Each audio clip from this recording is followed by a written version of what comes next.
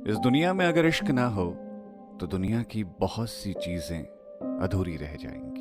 Hello hi, मेरा नाम पंकज जीना है और आज हैशटैग किस्सा में जो किस्सा मैं आपको सुनाने जा रहा हूं उसका हैशटैग है पिया मिलन चौराहा। कॉलेज में एडमिशन लेने के बाद, गर्ल्स हॉस्टल और फूड कैफे के बाद जिस जगह ने अपनी तरफ मेरा सबसे ज्यादा ध्यान खींचा था वो था पिया मिलन चौराहा। तकरीबन हर इंजीनियरिंग कॉलेज में एक खास स्थान आरक्षित होता है प्रेमी जोड़ों के मिलने के लिए, बेरोक टोक बातचीत करने के लिए। इसी जगह को मेरे कॉलेज में पिया मिलन चौराहा कहा जाता था। लड़के और लड़कियां हर शाम इस जगह पर मिलते थे और दिन भर का हाल सुनाया करते थे, भविष्य की योजनाओं पे बात करते थे। कुछ देर के लिए वक्त पिया मिलन चौराहे पे आके ठहर जाता था। पिया मिलन चौराहे के आसपास सिर्फ प्रेम होता था, दुनिया की चिंताएं दूर रहती थी पिया मिलन चौराहे से। बीटेक में एडमिशन के साथ ही मैंने एक सपना देख लिया था। ये किसी अच्छी कंपनी में प्लेसमेंट से भी ज्यादा रोमानी था। सपना था कि एक दिन सूरज डूब रहा होगा, हवा चल रही होगी और मैं पिया मिलन चौराहे पर उस लड़की के साथ अपने दिल की बातें कर रहा होऊंगा जिससे मुझे मोहब्बत होगी। मैं किसी भी तरह अपने सपने को पूरा होते हुए देखना चाहता था, मगर इतना आसान नहीं था। बीटेक के 3 साल मैंने अकेलेपन में बिता दिए थे। ऐसा नहीं था कि कोई मिली नहीं थी। पहले साल में एक लड़की से एक तरफा प्रेम हुआ। मीरा नाम था उसका, मीरा रावत। जब तक मीरा से कुछ कह पाता उसका national institute of technology Allahabad में चयन हो गया। अब जैसे आदमी को रसमलाई मिलने पर बताशा छोड़ देता है, वैसे ही मीरा ने नेशनल इंस्टीट्यूट ऑफ टेक्नोलॉजी में चयन होने के बाद प्राइवेट इंजीनियरिंग कॉलेज को छोड़ दिया। कॉलेज छोड़ते वक्त मीरा को कहाँ मालूम था कि उसके एक निर्णय से मेरा दिल टूट जाएगा और मैं फिर प्यार ही नहीं कर पाऊंगा। मेरा पिया मिलन चौराहे से जुड़ा ख्वाब अधूरा रह जाएगा। वक्त बीत रहा था, चीज़ें आ रही थी और जा रही थी, लेकिन दिल में पिया मिलन चौराहे से जुड़ा सपना मुझे कचोटता रहता था। मीरा के जाने के गम में मैंने नशा नहीं चुना था। मैंने नशे से भी खतरनाक चीज़ चुननी थी और वो थी शायरी। नशा तो फिर भी आपको दुनिया से दूर करता है, शायरी तो आपको जिंदगी से दूर कर देती है। आप जिंदगी भर के अकेलेपन में घुस जाते हो। मीरा के जाने के बाद शुरू हुई शायरी में भयंकर तकलीफ थी, आंसू थे, तड़प थी। दोस्तों ने मुझे जॉन एलिया और शिव कुमार बटालवी बुलाना शुरू कर दिया। हालांकि मैं अपनी असलियत जानता था, मुझे किसी तरह की गलतफहमी ने घेरा नहीं था। शायरी के आने से फीमेल अटेंशन भी आ गया। लड़कियां मुझे घेरे रहती थी। मुझसे बात करना उन लड़कियों को अच्छा लगता था। शायद इसीलिए मैं उन लड़कियों के साथ होते हुए भी मीरा के साथ होता था। उन लड़कियों को मेरे साथ होना सुरक्षित महसूस होता था और मुझ में उन्हें एक मासूमियत नजर आती थी। ये लड़कियां आपस में लड़ाई कर लेती थी और वजह यह होती थी कि मेरी गीतों वाली डायरी को कौन अपने साथ गर्ल्स हॉस्टल ले जाएगा। मैं चाहे गर्ल्स हॉस्टल नहीं जा पाया, मगर मेरी डायरी की गर्ल्स हॉस्टल यात्रा चलती रही। इसी सब में मेरी एक दोस्त बनी, एक ऐसी दोस्त जो शब्दों से कुछ आगे बढ़कर मेरे एहसासों को समझती थी। मेरी ये दोस्त थी अनुराधा बंसल, जिसे कंप्यूटर साइंस ब्रांच का हर लड़का अपनी प्रेमिका बनाने के ख्वाब देखा करता था, मगर 3 सालों में किसी एक का भी ख्वाब सच नहीं हो पाया। Anuradha national school of drama जाना चाहती थी, मगर उसके लिए ग्रेजुएशन ज़रूरी था। ऐसे में उसके बिजनेसमैन पापा ने कहा, इंजीनियरिंग कर लो। उनकी नज़र में एनएसडी जाने से पहले अगर ग्रेजुएशन करनी है तो इंजीनियरिंग करना ज़रूरी था। ये बीकॉम, बीए, बीएससी सेफ नहीं है, इंजीनियरिंग बढ़िया है। अनुराधा के पापा ने अपनी तरफ से तो बढ़िया ही सोचा था, मगर उनको भारत के इंजीनियरिंग कॉलेजों की हालत नहीं पता थी। अगर पता होती तो प्राइवेट कॉलेज में इंजीनियरिंग करवाने से बेहतर उन्हें सरकारी कॉलेज से बीएससी करना लगता। खैर, उनके निर्णय के कारण आज अनुराधा मेरे साथ थी। अनुराधा को मुझ में मंटो, साहिल लुधियानवी नजर आते थे। अनुराधा कहती थी कि वो मुझे अपने साथ एनएसडी लेकर जाएगी। मैं उसकी हाँ में हाँ मिला देता। हम दोनों के शौक मिलते थे, इसीलिए हमारी खूब बनती थी।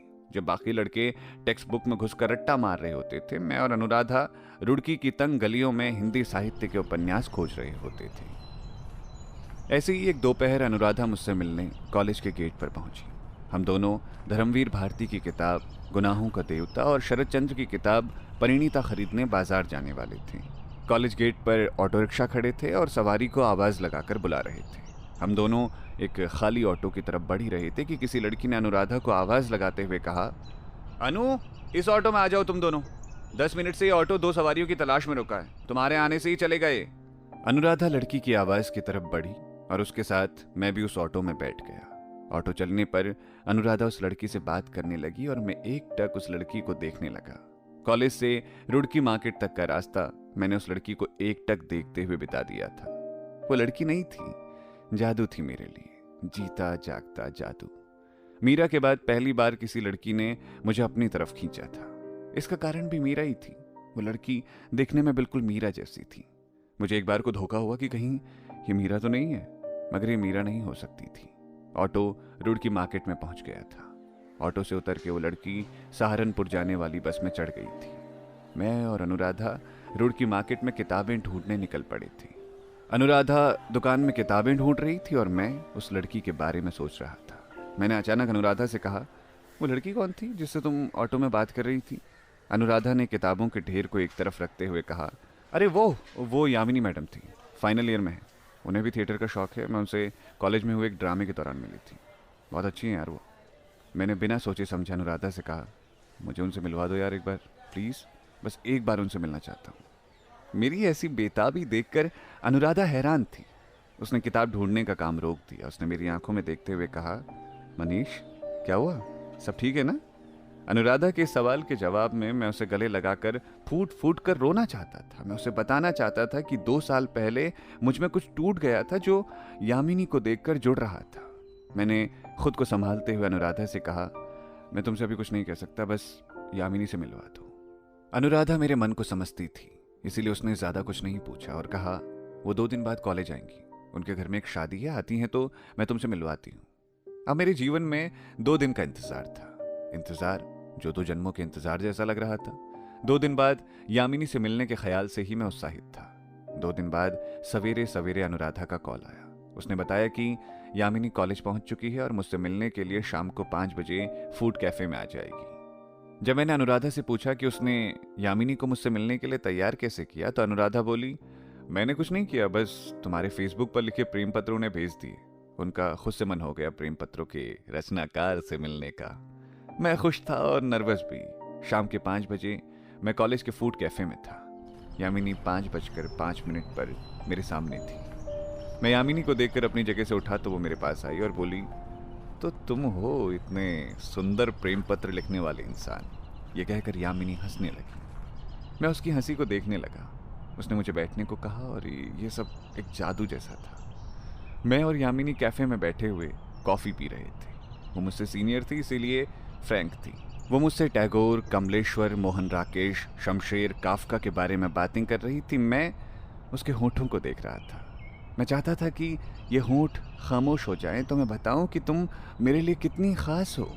मैं यामिनी की बातों में खोया हुआ था कि उसने मुझसे अचानक कहा, अनु ने बताया कि तुम गाते भी बढ़िया हो, कुछ सुनाओ। यूँ तो मैं यामिनी को जिंदगी भर गीत सुना सकता था। मैं चाहता था कि वक्त रुक जाए और मैं यामिनी को गीत सुनाता जाऊं, मगर उस वक्त कोई गीत ध्यान नहीं आ रहा था। तभी कैफे में पोछा लगा रहे आदमी के फोन में रिंगटोन बजी, चांद छिपा बादल में शर्मा के मेरी जाना। मुझे अपना गीत मिल गया था। मैंने यामिनी को यही गीत सुनाया। वो एकटक मेरे चेहरे को देखती रही। मैं उसके झुमके को देखता रहा। गीत खत्म होने पर उसने कहा, तुम तो सच्चे आर्टिस्ट हो यार, दिल टूटा है क्या तुम्हारा? कितना फील है तुम्हारे गाने में, बहुत सुंदर। मुझे कुछ समझ नहीं आया कि क्या जवाब दूं, तो मैंने कह दिया, आपको किसी ने बताया नहीं कि आप मनीषा कोइराला जैसी लगती हैं? यामिनी ने जोर से हंसते हुए कहा, अच्छा जी, यानी हमारे देवदास फ्लर्ट करना भी जानते हैं?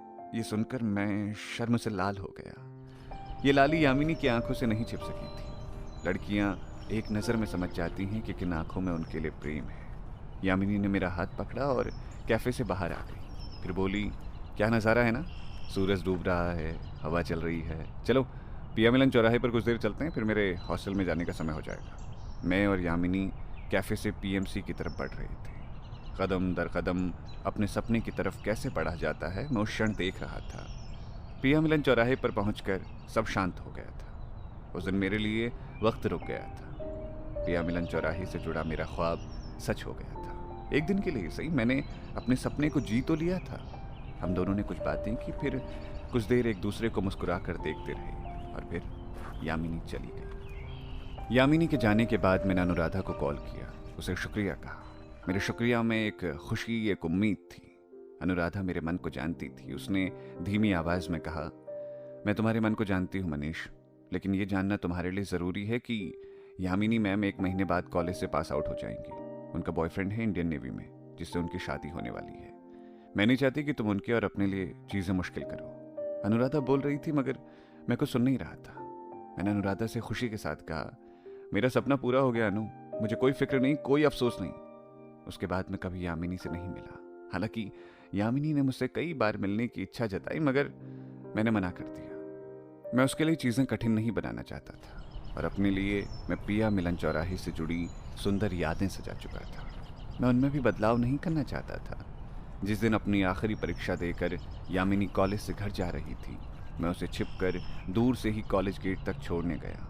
यामिनी के ऑटो में बैठने के बाद मैंने उसे मैसेज किया, तुमने मेरा सपना पूरा किया। एक सपना जो मैं जैसे जन्मों से देख रहा था, एक सपना जो हमेशा मेरे अंदर जिंदा रहेगा।